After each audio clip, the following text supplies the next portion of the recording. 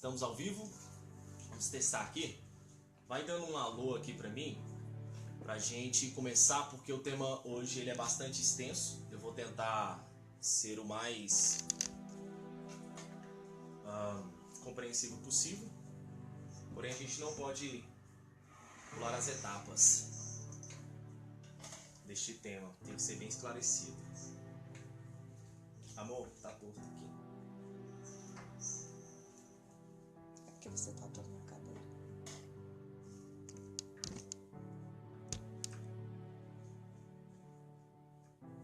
Vamos lá, vai mandando um salve aí pra eu cumprimentar vocês pra gente iniciar a transmissão. O pessoal já tá mandando. Várias pessoas. Vai falando aqui pra mim quem tá aí então, porque tá virado. Minha esposa vai falar pra mim quem já está Felipe aqui. Oliveira. Felipe Oliveira. A Luana de São Gotardo. Luana de São Gotardo, um beijo pra você e pra sua família. Gilson. O Gilson Somália? Gilson Somália, um E grande abraço pra Dona você. Márcia, querida Sandra. E a minha mãe, Márcia Martins. Então vamos lá. Quer que eu espere mais um pouquinho para o pessoal ir entrando? Hoje eu vou falar um pouco a respeito do suicídio e eu quero entrar também a respeito do tema da homossexualidade. Como eu falei, tem que ser temas polêmicos, porque senão não tem graça, vamos dizer assim.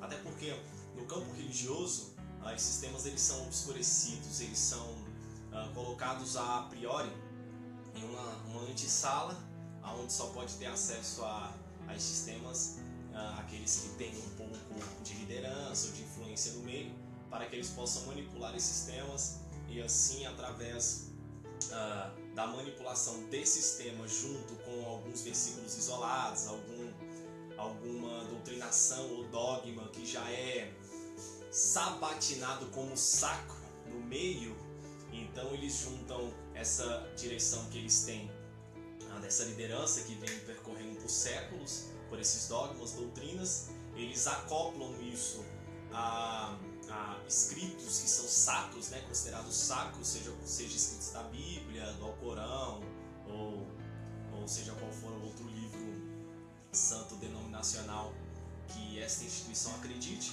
e assim eles formam um arcabouço onde eles podem manipular a consciência daqueles que estão nos ouvindo ou participando do grêmio dessas instituições. Já temos aqui, olha só, a Rosa, olha a Rosa aqui, um beijo Rosa pra você. Felipe, já mandei um salve pro Felipe, e tá entrando mais gente. A transmissão tá um pouco... Deixa eu ouvir o áudio aqui, ver como é que está.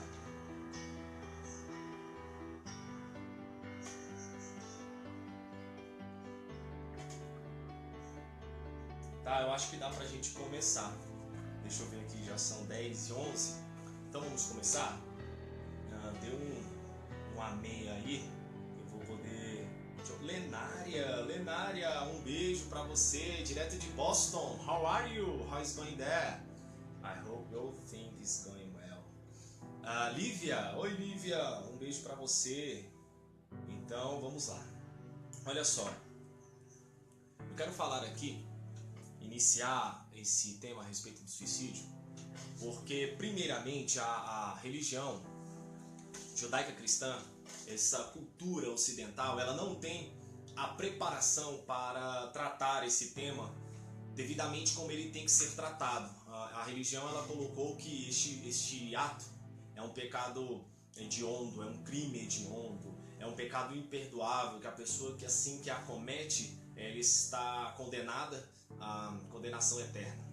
E primeiramente, o suicídio, eu tenho aqui um livro bastante interessante de Durkheim.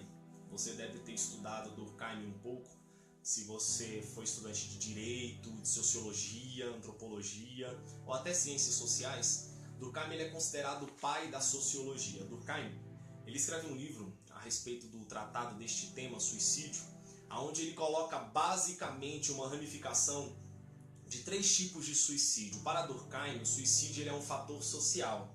Então nós temos aquele suicídio altruísta, que ele ocorre quando o indivíduo, eu tenho aqui todo o esboço, eu vou lendo aqui para eu não perder nenhum fio, esse suicídio altruísta ele é acometido por pessoas que têm uma ligação com alguma causa ideológica, como por exemplo aqueles kamikazes, aqueles famosos, né, pilotos kamikazes, nobre, patriota, uma profissão ideológica. Eles assim eram entregues à sua missão com o pagamento das suas próprias vidas, para que a vida deles, junto com aquela missão, pudesse responder a uma causa maior.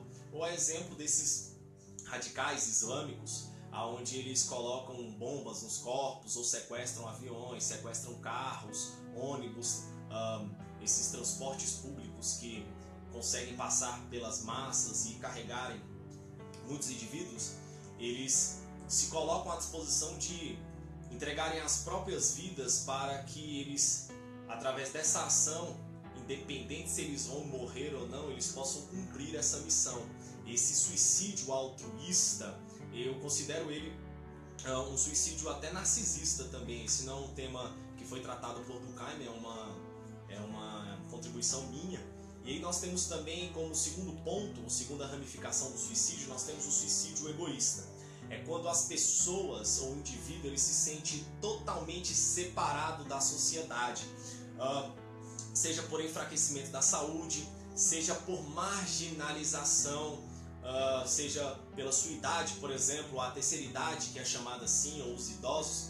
Eles podem se sentir assim quando eles são tirados dos meios onde eles interagiam socialmente, prestavam um trabalho, prestavam um serviço, e de forma abrupta eles são aposentados, e então eles perdem um pouco a significação social, e aí assim eles podem perder esses laços que antes significavam para eles uma interpretação social até mesmo de si, e aí então pode ser acometido a fatalidade deles não aguentarem essa marginalização social e cometerem esse suicídio egoísta. E como terceiro viés nós temos o suicídio anômico. Esse suicídio ele é um pouquinho mais complicado, mas é assim, eu vou ler um pouco aqui.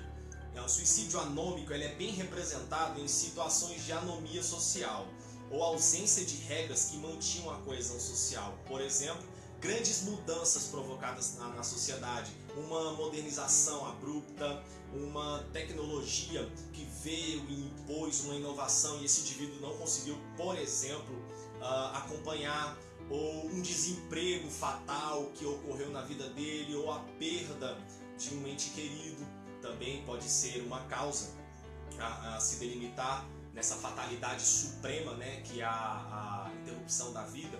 Então, em Durkheim, se nós formos analisar esse sociólogo que é considerado o pai da sociologia, esse termo, ele passou a ser estudado a partir de Durkheim, ele delimita esses três níveis, ou essas três ramificações de suicídio, que não é aonde eu quero me adentrar, eu estou só dando um panorama. E se nós formos analisar no panorama neurológico, que aborda e estuda o suicídio, tem um cientista que se chama Niculescu. Ele é da faculdade, ele dá aula nessa faculdade, ele é um psiquiatra lá em Indianápolis, nos Estados Unidos, e ele estudou algumas pessoas que cometeram suicídio, e ele conseguiu mapear 6 genes que eles são mais alterados em pessoas que cometeram suicídio do que as pessoas que assim nunca pensaram nisso. E eles mapeando esses 6 genes, eles conseguiram encontrar uma compatibilidade alterada em indivíduos que tentaram suicídio e aqueles também que conseguiram consumar o suicídio, para aqueles que não, assim, nunca pensaram em cometer isso. Ou seja, esses 6 genes que eles mapearam, eles estavam alterados na corrente sanguínea e eles estavam também estimulando uma produção do hormônio, né, depressivo, do hormônio que oxida, ou seja, eles estavam impedindo um pouco a produção da serotonina e da dopamina.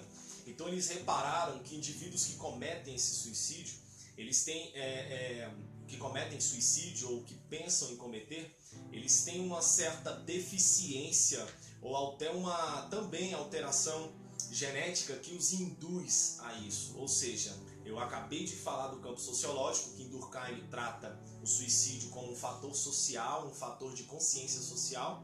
E nós também temos no campo neurológico, onde os cientistas estão tentando descobrir uma mapeação genética a indivíduos que estão predispostos a cometerem suicídios. Há também até uma correlação entre entes da família, seja pai, avós, que cometeram esse suicídio. De alguma maneira a genética ela reproduz essa indução. Mas isso ainda é de caráter exploratório, está em início ainda essas pesquisas. Mas também eu quero fazer uma diferenciação aqui entre distúrbio bipolar e esquizofrenia para ciclotimias. Hoje os psiquiatras, eu posso falar como um psicanalista, não como um psiquiatra, mas hoje os psicólogos e psiquiatras também, eles estão diagnosticando muita bipolaridade facilmente. A bipolaridade é algo sério, uma alternância de humor abrupta, muito rápida. Ela oscila muito o indivíduo na percepção que ele tem da vida. Uma hora o céu está claro, outra hora o céu está escuro. Uma hora a mãe dele é a melhor pessoa para ele estar perto, outra hora a mãe dele é a primeira vítima do ódio dele. Então, o distúrbio bipolar ele é um distúrbio psíquico sério, mas também ele pode vir acompanhado de uma esquizofrenia. Porém, quando nós temos ciclotimias sendo interpretadas também no indivíduo, o que são ciclotimias? São alternâncias de humor comum em nós. Por exemplo, você pode ter uma característica de personalidade onde as primeiras horas do seu dia, quando você acorda, você se sente triste, você se sente desgostoso pela rotina, mas com o passar do tempo, com a iluminação do sol, com a interação social na escola, na faculdade, no trabalho, com o contato com gente, com pessoas, você vai se sentindo mais alegre. E aquela vontade que você estava desgostoso com a vida, de não sair de casa, de repente muda. Isso são ciclotimias, alternâncias contínuas e comuns a qualquer ser humano. Porém, eu tenho uma pregação no YouTube, se você colocar lá, quando o púlpito não é o meu quarto, ou quando o meu quarto não é mais o meu púlpito. É interessante que nós conseguimos entender como que a esquizofrenia religiosa ela atua em pessoas que têm a exposição na instituição, seja como cantor, seja como pregador. Ela é abrupta na vida desse indivíduo, a ponto de que a vida dele neste púlpito, a vida dele sob os holofotes, não é contínua a vida dele fora dos holofotes. Ele tem uma vida totalmente descompassada com os princípios que ele prega, os princípios que ele outorga, os princípios que ele declara, os princípios que ele mostra. Mas quando você vai ver a vida desse pastor, deste líder ou deste sacerdote do clero, você vai ver que ele é um péssimo cidadão, é um péssimo pagador, é um péssimo pai, é um pai ausente, é um marido que não é presente com a esposa, não é carinhoso, ele não é benigno, ele não tem a fraternidade queimando em seu coração para que olhe o próximo como semelhante a ele mesmo. Ele enxerga-se como superior àqueles que não têm a informação que ele tem, seja bíblica, teológica, científica, seja o que for. E assim também nós temos ao viés feminino, porque na maioria dos clérigos episcopais nós não temos a figura feminina exercendo uma liderança tão forte quanto o homem, mas isso ele é indubitavelmente aplicável ao sexo masculino quanto ao sexo feminino também. Logo então, está pedindo aqui oração para Lourdes Alves, amém. Nós iremos orar por ela hoje ainda. E eu quero aqui pular essa parte neurológica, essa parte psiquiátrica, essa parte sociológica, para nós entrarmos no campo onde o suicídio ele é encontrado nas escrituras. Por exemplo, ali nos relatos de Saul, no final do livro de Samuel, o primeiro livro de Samuel, nós temos ali Saul quando ele está na guerra. Ele é cercado pelos seus inimigos, pelos midianitas, por aqueles que queriam tomar o reino de Israel.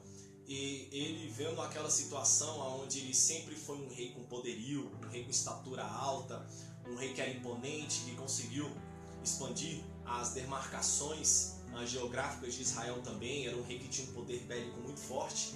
Ele se vê numa situação onde ele não queria ser morto pelos seus inimigos, então ele comete um suicídio. Porém, se nós analisarmos a vida de Saul, ele vinha já cometendo um suicídio paulatino de si mesmo, porque eu enxergo pelos relatos do livro que Saul ele tinha muita característica de um ser esquizofrênico. Você vê a bipolaridade que ele tem com Davi, que sempre quis o seu bem, de forma muito acentuada nos relatos da escritura. E Saul, quando ele comete esse suicídio, ele é depois aclamado por Davi na sua morte, junto com seu filho Jonatas. E é incrível que Davi ele não se apega a falar das características ruins de Saul. Davi, ele como um homem íntegro nessa sua personalidade forte que ele tinha, ele diz que Saul nunca errou, a espada dele nunca voltou vazia de uma gordura ou de um sangue de uma guerra, dizendo que ele era imponente e que ele acertava os seus oponentes, que ele era excelente nos campos de guerra onde ele ia, ele conseguia executar muito bem a sua ação bélica e militar. Diz que o arco de Jonas nunca errou uma flechada. Davi ele faz um poema lindo ali no início do segundo livro de Samuel, e nós vemos pouquíssimos relatos a respeito de suicídio nas escrituras. Até no campo filosófico, um dos filósofos que eu tenho como estima entre os meus preferidos, que é Søren Kierkegaard, é um filósofo dinamarquês. Eu tenho excelentes livros deles, inclusive esse aqui eu tirei, que é o Desespero Humano, fascinante e maravilhoso. Você nota que Søren Kierkegaard ele tem uma fala que ele diz que quando o indivíduo ele tem na morte a sua pior inimiga, esse sim quer viver. Mas quando o indivíduo tem na vida o seu pior absinto, este sim quer morrer. E é nesse interlúdio interessante que nós, seres humanos, nós como entes, seja você professante da fé em Cristo ou não, mas você que ama a vida, se você olhar para a morte como sua pior inimiga, você sim quer consumir a vida, você quer estar vivo, você quer desfrutar dessa existência de todas as melhores maneiras possíveis. Agora, se você tem na vida o seu pior absinto, se você tem na vida uma visão castigante da existência, você sim anseia a morte, e você pode até estar subconscientemente estando se induzindo à morte sem perceber, com vícios. Eu não enxergo, por exemplo, um drogado, eu falo isso no meu livro, Morte, uma meditação sobre a dor também. Um drogado, quando ele se droga, ele nem mesmo percebe a degradação fisiológica, biológica que ele está promovendo a si. É porque de alguma forma a vida dele é tão uma droga, é tão penosa para o próprio discernimento dele, que ele precisa de momentos em que ele puxe um baseado, ou fume uma pedra, ou cheire um pó, ou injete nas suas veias uma substância que possa dar alternância da sua consciência, para que nesse momento em que ele tem essa alternância de consciência, ele possa ter um pouco de paz.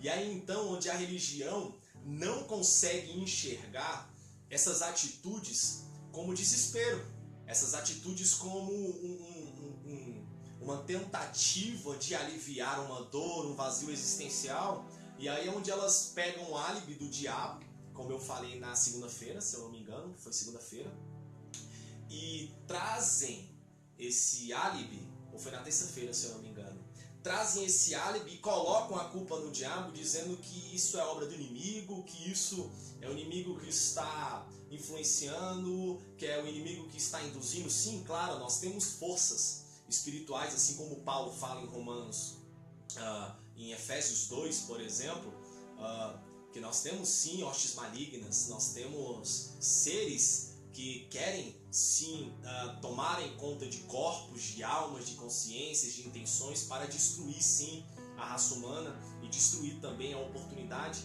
de uma experiência em Deus, de um conhecimento em Deus através dessa existência. Porém, nós não podemos trazer esse álibi e dizer que isso aí é só ação do inimigo. E aí então, aonde Paulo também, lá em Filipenses, tem uma passagem bastante interessante, Filipenses 1, versículo 21 ao 26, eu quero ler para você, que Paulo diz assim: porque para mim viver é Cristo e morrer é ganho. Mas se o viver na carne me der fruto na minha obra, ou da minha obra, não sei então o que devo escolher. Mas de ambos os lados estou em aperto, tendo o desejo de partir e estar com Cristo, porque isto é ainda muito melhor. Mas julgo mais necessário, por amor de vós, ficar na carne. E tendo esta confiança, sei que ficarei e permanecerei com todos vós, para proveito do vosso gozo da fé, para que a vossa glória cresça por mim em Cristo Jesus, pela minha nova ida a vós. Filipenses 1, 21 a 26.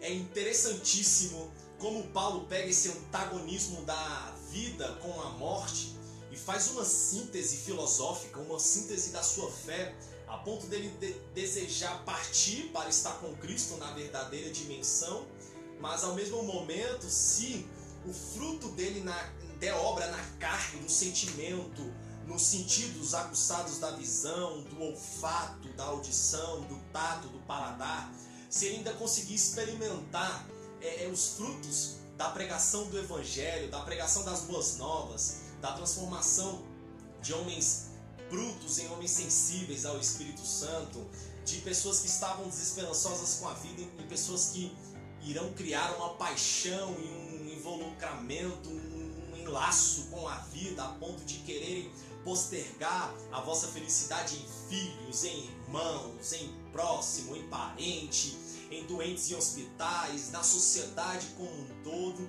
E ele assim olha e diz: não, eu quero experimentar isso em corpo, então eu prefiro ficar aqui, sabendo que para mim morrer é lucro. Então, nesse meio termo, eu irei me expressar e consumir a existência, a ponto de que eu veja em vocês o fruto daquilo que eu me doei. E é interessante que Paulo, você vai ver, ele levou só cacetada da vida.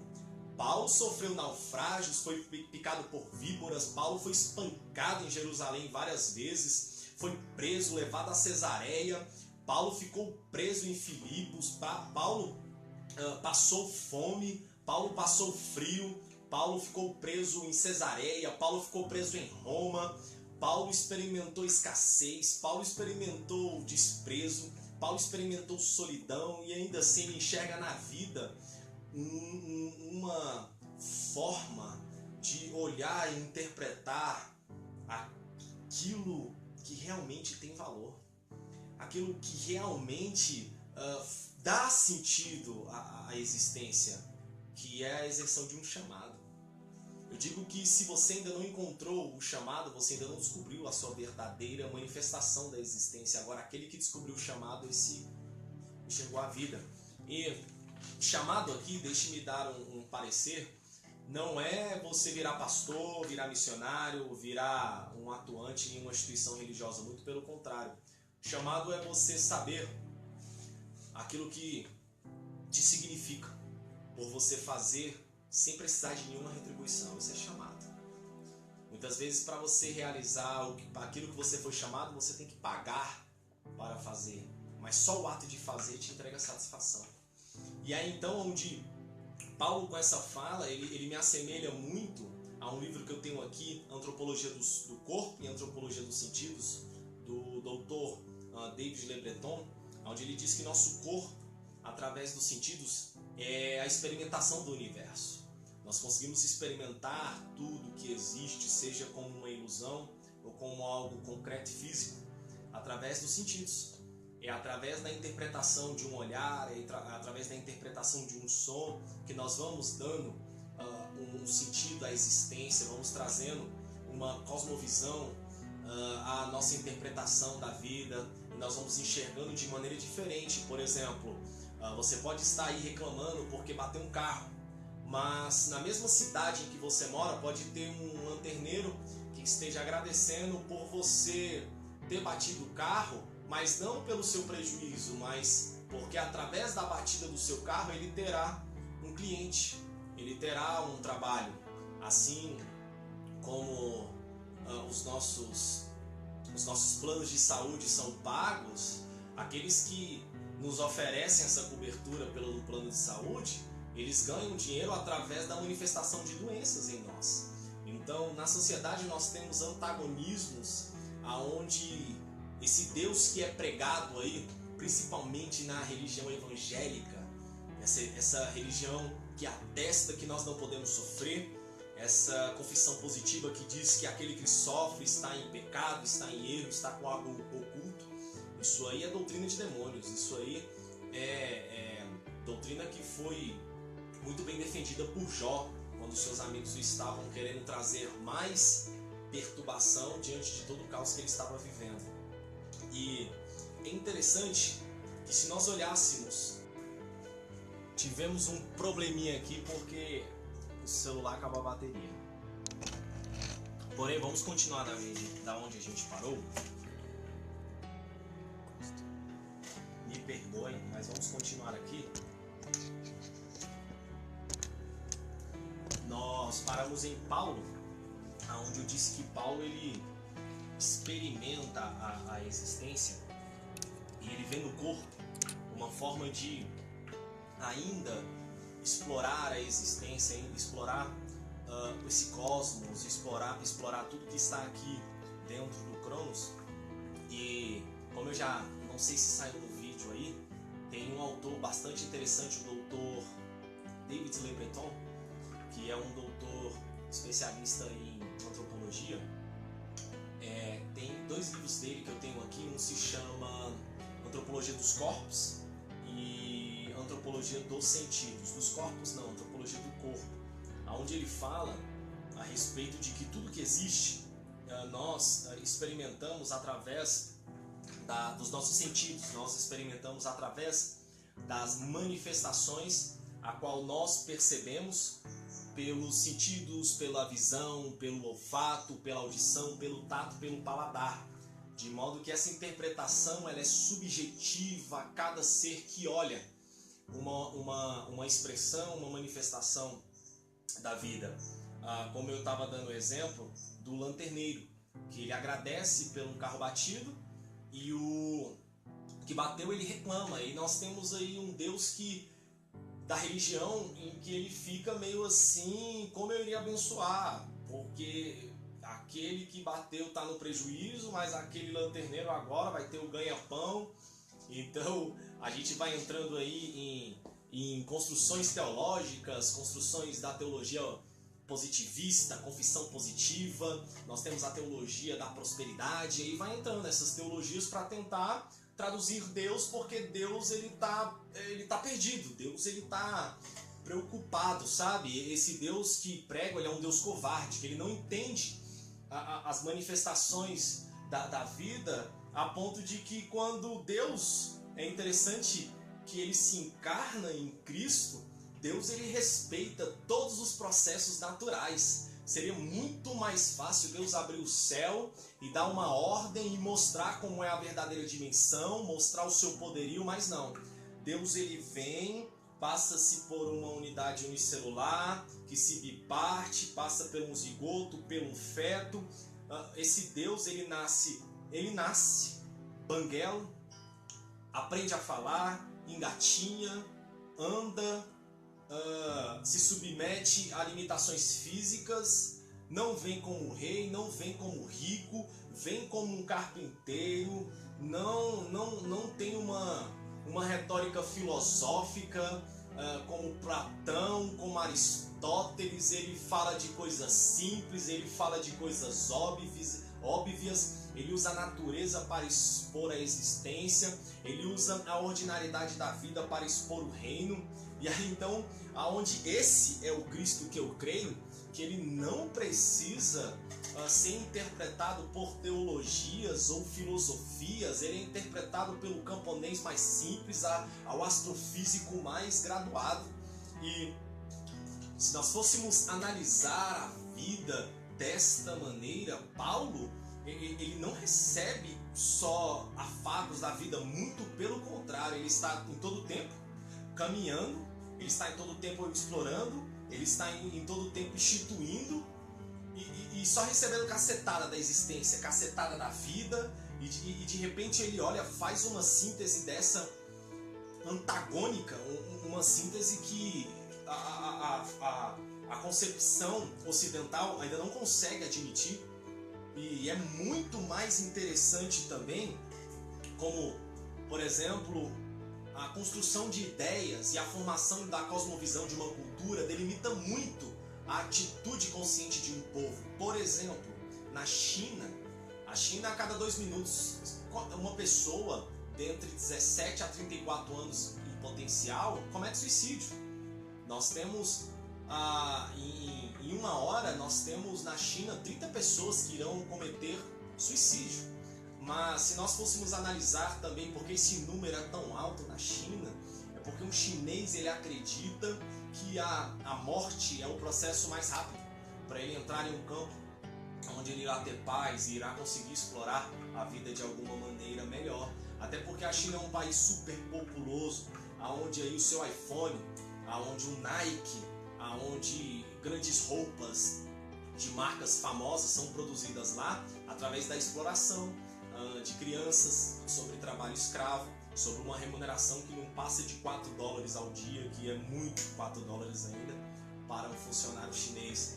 E aí então o chinês ele olha a sua circunstância, a sua vida e diz: não, essa vida aqui tá uma droga, eu vou de alguma maneira passar para o lado de lá de modo em que eu tenho um pouco de paz na vida. Só que aqui no Brasil, quando a gente vai, eu posso dizer por experimentação, em velórios onde nós temos pessoas que foram mortas por se acometerem a um suicídio, nós temos um olhar recriminador por quem está lá. Nós temos comentários que são desonestos, eles são covardes, de pessoas que vão e olham e dizem assim: nossa, deve estar sofrendo no quinto dos infernos, nossa, nessa hora deve estar sendo espetado por Satanás, deve estar sendo queimado, olha, o rosto dele não está muito bem não, a ponto de que nós não sabemos nem delimitar quando a vida acaba.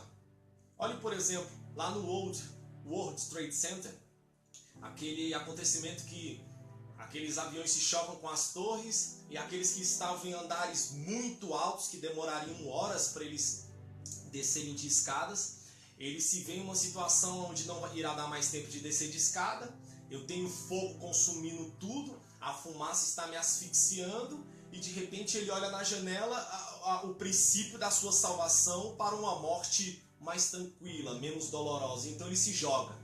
E aí então nós temos o discurso julgador, ideológico, religioso que diz: cometeu suicídio, tá danado, tá? Vai pro inferno, era melhor ter se ajoelhado, sendo asfixiado pela fumaça e esperar um milagre de Deus, ou então sofrer até o final, queimado, dando glória a Deus, cantando um hino gospel para resistir e saber que Deus é Deus, porque Ananias, Misael e Azarias estavam na fornalha e o quarto homem apareceu, sabe? Esses discursos, ai meu Deus, eu me canso deles. E aí nós analisamos essa situação e o discurso ideológico religioso condena isso. Ou como, por exemplo, eu vou dar um outro exemplo aqui, Eutico, e no capítulo 20 ele está em um cenáculo, ele está em um local no 3º andar de um prédio, onde Paulo está pregando, e diz que tinham muitas pessoas com tochas acesas, e a noite iria se alongando, e ali você tem Eutico, que era um mancebo, um garoto jovem, eles dormiam cedo naquela época, até porque não tinha iluminação elétrica, então o processo biológico ele era muito mais disciplinado, principalmente em uma criança que tem um metabolismo muito acelerado. Então Eutico, aquele jovem, estava cansado, asfixiado pela fumaça que era produzida por aquelas tochas, vai para a janela para pegar um pouco de ar, se escora na janela, dorme, cai e morre do 3º andar. Agora imagina uma criança caindo de costas do 3º andar, sendo que o seu crânio deveria estar rachado em várias partes, parte dos seus ossos quebrados. E aí vem Paulo descendo com calma do local onde ele estava, do 3º andar, olha para aquele menino que devia estar com seus miolos espalhados pelo chão, ossos quebrados, e diz: não, a psique ainda está nele, a nefesh ainda está nele, a alma dele ainda está aí. E eu te pergunto, ao olhar de qualquer médico, Lucas, por exemplo, que foi um dos relatores de Atos, ou o principal, ele poderia olhar e dizer, não, está morto. Ou um aparelho de ressonância magnética olha e diz, não, está morto. Ou um aparelho que identifica pulsões elétricas neurais poderia dizer, está morto. Ou até um legista da Polícia Civil poderia dizer, não, está morto. Mas aí de repente Paulo olha e diz, não está. Eu te pergunto, quando que alguém morre? Qual é o momento exato que nós podemos declarar que alguém está morto? E se nesse interlúdio entre a morte cerebral e a morte dos órgãos ainda existir milésimos, frações de segundos em uma atemporalidade, onde a pessoa pode olhar, passar um feixe na sua consciência de tudo que ela viveu, passado e presente, simultâneo, dentro da consciência dela, em um frame de segundo na eternidade, e ela possa olhar e decidir escolher, não, eu quero a luz, eu quero o bem. Eu nunca quis isso na minha vida. Eu não quero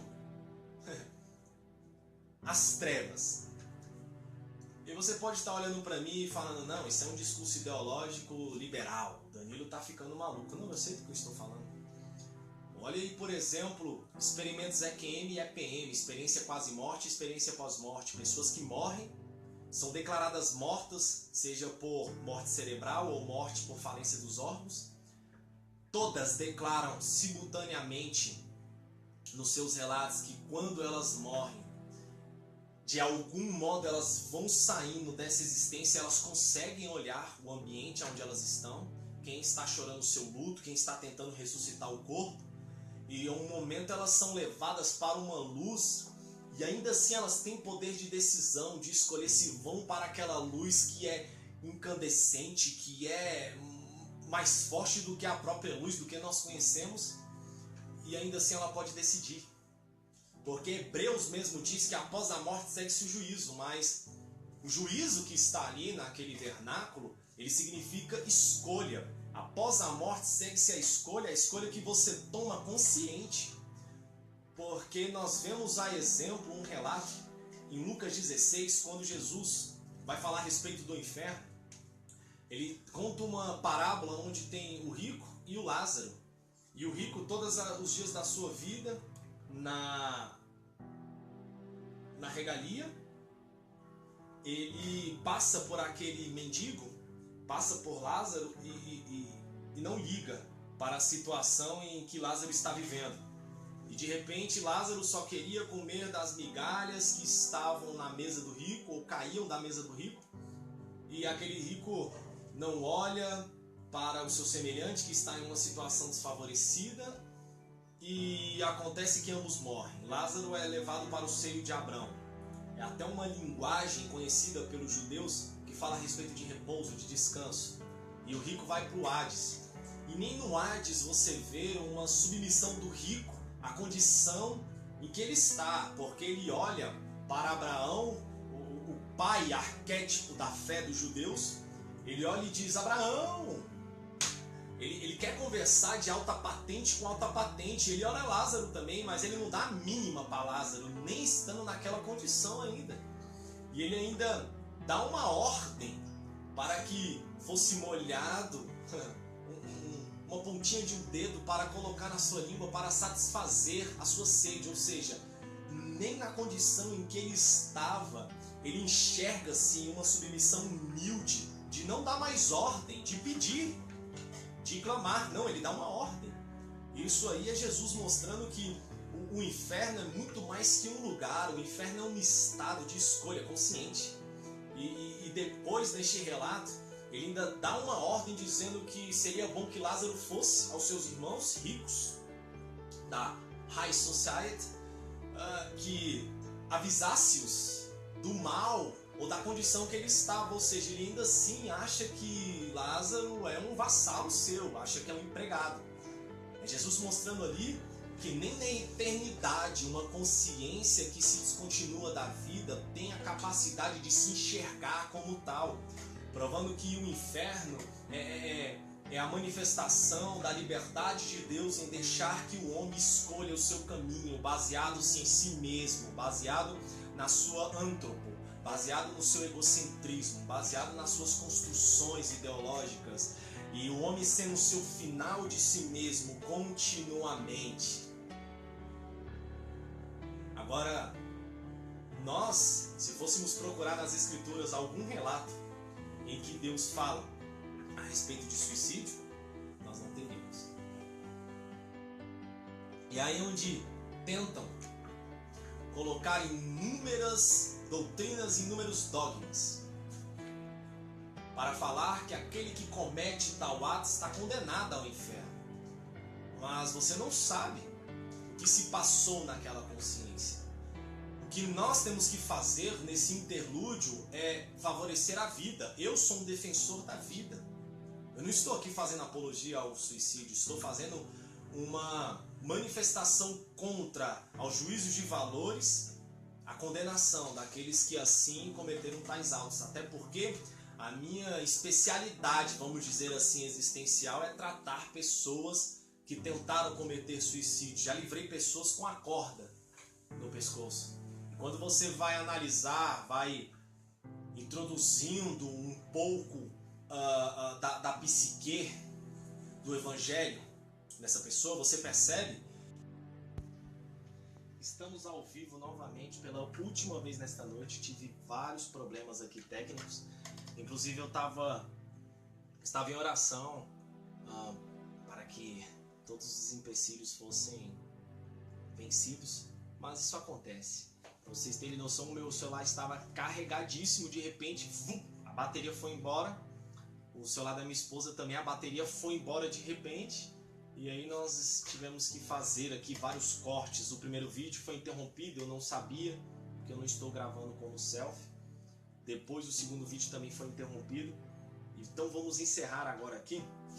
Eu quero que você manifeste aí o seu carinho, o seu amor, ou a sua dúvida nos comentários, para que a gente possa explorar um pouco mais esse tema. Eu creio que hoje não vai dar pra gente entrar no tema da homossexualidade que eu queria, mas não se preocupe, essa semana ainda nós iremos fazê-lo.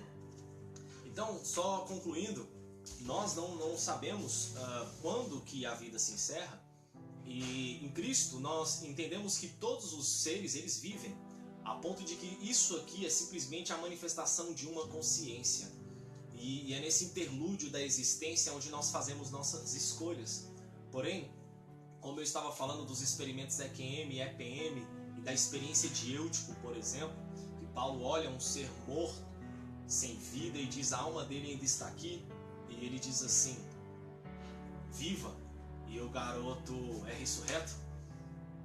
Nós temos que analisar um pouco e entender que se alguém que está cometendo uma atitude de um suicídio fatalista mesmo ali, está para se jogar ou se jogou de um prédio, ou como por exemplo quando eu estava pregando em Bonfinópolis, eu lembro-me que eu tive que salvar uma mulher cujo nome é Angelita.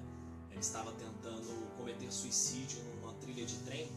Eu tive que a imobilizar por horas ali até chegar socorro. Foi uma situação bem cansativa, mas nós como cristãos, nós como professantes da fé em Cristo Jesus, nós temos que defender sempre a vida e não fazermos só ações de salvamento de formas orgânicas, mas formas de salvamento por interpretações, por olhares, porque nós também condenamos por olhares, por toques, por palavras.